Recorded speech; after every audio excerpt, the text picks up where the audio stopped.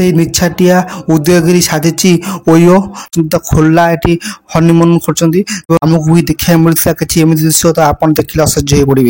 देखो ये सांगे सांगे खेल कर तार पड़ी जिन आप बुझीपे ठीक से देखो ये चित्र हो देखो आप देखु कौन चित्र ललितगिरी वीडियो सारिकी आम जाऊँ उदयगिरी जो रत्नगिरी तो आपण मैंने वीडियो तो जड़ित रुहतु। गूगल मैप रे ललितगिरी टू उदयगिरी 9 किलोमीटर देखा तो 9 किलोमीटर क्रॉस कर उदयगिरी पहुंचा। तो जय श्री राम जय जगन्नाथ कही आगू माड़ी जाइलु देखिए मेन रोड पलि आसली। तो ये हूँ चंडीखोल टू पारादीप रोड। तो ये पारादीप रोड आम सीधा जबार अच्छे। तो फाइनाली आमको लोकेशन गेट देखा लिखाई Udayagiri 7 kilometre Ratnagiri 15 kilometre. Finally आम यही बाटे जावा आम तो रेडी हो जाऊँ उदयगिरी की। तो फाइनाली उदयगिरी पहुंची जाइलु। तो बाइक बोर्ड थी उदयगिरी को जावा तो किपर से जगह आम देखा। तो आपण मैंने वीडियो सांगे जड़ित रुहतु। उदयगिरी आम जाऊँ Udayagiri location board front gate आम गोटे भंगा मूर्ति देखा मिलता बहुत पुराना मूर्ति। तो ये पुणी बापा भी पलि आसे एपटू ये बाबा ये जुआडे कले सी आम गाँव गोड़ुंट देखा बहुत सुंदर भ्यू बरगछ सहित बहुत सुंदर देखा। तो मौसा आमको से झील पुओ विषय कहते कहले कि तुम्हें 2 जन पुआ आईच। तो मुझे फास्ट टाइम देखुची कहीं झील पुओ आसा कथा आप 2 जन पुआ आई या देखिए मत आश्चर्य लगुच। ललितगिरी देखी पार तो उदयगिरी देखी पारुची कहीं उदयगिरी देखते पुराना पुराना सब शिल्पी द्वारा निर्मित हो मूर्ति देखो बहुत भांगी जाइए। तो ये म्यूजियम ना तो ये आपको सुरक्षित भाव रखा पारा मैंने ललितगिरी म्यूजियम रखा जाए। तो ये रखिले म्यूजियम ना सेमती तो मूर्ति मैंने बहुत मानने खराब परिस्थिति अच्छा। तो फाइनाल देखी पार्थे ये बांफी कूटी। तो कूओ आम ऊपर देखी तलू देखने फास्ट टाइम मुझे देखुची गोटे कूओ को पाहाच जे रजा राणी अमल से गोटे बना थाए जो राणी जाती गाधिया को से स्टाइल बनाई। देखो बांफीर फटो मुझे देखी बहुत सुंदर देखा। फाइनाली बांफी मध्य देखी तो बांफी ऊपर बहुत सुंदर देखा। तो बांफीर आप जो फटो देखो के सुंदर देखा। तो फाइनाली भी देखो उदयगिरी भ्यू कि सुंदर देखा। हम ओडिशा सब आगे अरे भाई खोजिले मिलिबो हैला हमें खोजिले ए पत्थर तयारी मूर्ति म्यूजियम रहउछि। ऐतिह्य पुराना उदयगिरी ए खंड विखंडित हो पड़ी ता सांगु मां दक्षिणकाली मंदिर बहुत सुंदर देखा। तो आपण माने देखिबो भ्यू केते सुंदर देखा।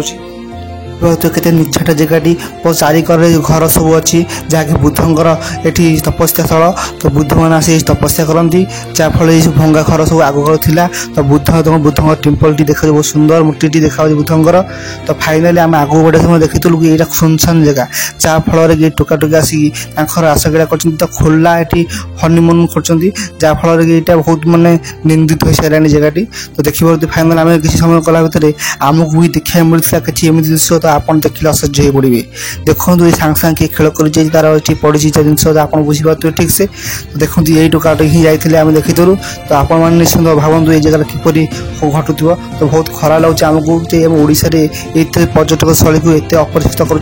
तो आम कौन कहीपर ओडिशा को उद्धार कर प्रभु।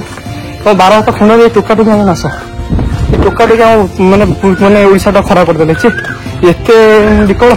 निछाटिया उदयगिरी साजिची ओयो जहाँकि पुओ झंगर ये स्थल। तो ये देखते घर मध्य से आसिक आशगला जमाऊँ जहाँपर ये खोला ओयो साजिची। तो ऊपर गला समय आम देखी एपर दृश्य आप देखिए लिखाई देखो ये चित्र हो देखो आप देखु कौन चित्र देखो ये हूँ उदयगिरी भ्यू। तो आप देखी पारे तो मुझे कौन कह जहाँ लिखाई तो आपको कहीनी छाड़ू कौन कहवा जिते कहले भी लोक सुधीबे लोक कहले लोक आमको शोधे। तो भाई क्या किसी कहूना आप इच्छा आप जहाँ करते हेल्ले एमती मानने पुराना काल जगह आसिक खराब करूँ खराब करूँ। आपण मैंने जानीपे जगह किपर सुंदर जगह तथापि जगार एपरी अपरिष्कार कार्य होची आपण मैंने निश्चिंत कमेंट मत जानतु। तो आप आम जा रत्नगिरी। तो रत्नगिरी भिजिट कर सेठी देखिए सेठी परिवेश कौन अच्छी परिवेश देखिले सेठी परिवेश देखा। एठी परिवेश से ललितगिरी लगिया है उदयगिरी पूरा से ललितगिरी स्टाइल है बहुत कालीना हो तो ऊपर खेल तल खेल हो जाए। ମୁଁ ତ ବୁଦ୍ଧଙ୍କ ବିଷୟରେ ଏତେ କିଛି ଜାଣିନି, ଏତେ କିଛି ନଲେଜ ବି ନାହିଁ। ତ ଆପଣମାନେ ମୋଠୁ ତ ବହୁତ ଶିକ୍ଷିତ ଲୋକ, ଆପଣମାନେ ନିଶ୍ଚିତ ବୁଦ୍ଧଙ୍କ କଥା ଜାଣିଥିବେ, ସେ କ'ଣ କରିଥିଲେ କ'ଣ ନାହିଁ। ତ ସରି ସାଙ୍ଗମାନେ, ମୁଁ ତ ଜାଣିନି ଏତେ ବିଷୟରେ। ତ ଆପଣମାନଙ୍କୁ ଏତିକି କହୁଛି, ଆପଣମାନେ ଯଦି ଜାଣିଛନ୍ତି ଏଇ ଜାଗାକୁ ଅପରିଷ୍କାର କରନ୍ତୁନି, ଯାହାକି ଆମ ଓଡ଼ିଶାର ବହୁତ ଭଲ ଭଲ ସ୍ଥଳୀ ପୀଠସ୍ଥଳୀ, ତାହାକୁ ଆପଣମାନେ ଏତେ ଅସଙ୍ଗଠିତ କରନ୍ତୁନି, ଯାହାଫଳରେ ଲୋକ ଆସିବାକୁ ବି ଘୃଣା କରୁଛନ୍ତି। ତ ଆପଣମାନେ ପ୍ଲିଜ୍ ଏତିକି କରନ୍ତୁ। ହେ 4 କୋଟି ଓଡ଼ିଶାବାସୀ, ଆପଣମାନଙ୍କୁ ବିନୀତ ଅନୁରୋଧ, ଏହି ହେଉଥିବା କାର୍ଯ୍ୟକଳାପକୁ ଆପଣ ନିଶ୍ଚିତ ଦୃଷ୍ଟିରେ ରଖି ଆପଣଙ୍କ ମତାମତ ନିଶ୍ଚୟ ଜଣାନ୍ତୁ। ତ ଫାଇନାଲି ଉଦୟଗିରି ରତ୍ନଗିରି ଯାଉଛୁ। ତ ଆପଣଙ୍କୁ ଭିଡ଼ିଓଟି ଭଲ ଲାଗିଥିଲେ ଲାଇକ୍ କରନ୍ତୁ ଏବଂ ଚ୍ୟାନେଲକୁ ସବସ୍କ୍ରାଇବ୍ କରି ରଖନ୍ତୁ।